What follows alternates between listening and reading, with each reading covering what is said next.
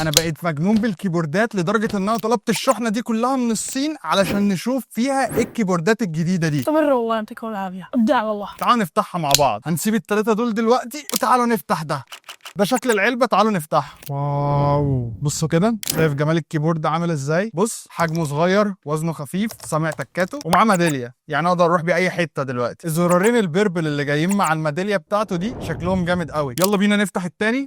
بص ده بقى شكله عامل ازاي. واو، لونه حلو جدا، وكمان تكات الزراير بتاعته جامده جدا جدا جدا. وفي شاشه صغيره هنا بقدر اعرض عليها اي حاجه انا عايزها. وكده دول اول اتنين. تعال نكمل.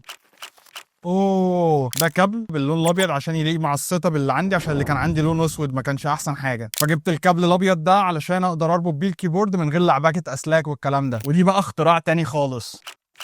شايفين دي بتاع سفنج كده، علشان وانا ساند بالكيبورد. انا كان عندي الفلافي اللي عامله شبه الكلاود. دي بقى شبه الكلاود بس فيها زي قوس قزح كده، شكلها جامد برضه. ودي كده بتتحط تحت الكيبورد علشان وانت بتكتب لفترات طويله تسند ايدك عليها، فبالتالي تكون مريحه معاك اكتر. ويلا نفتح اخر واحد.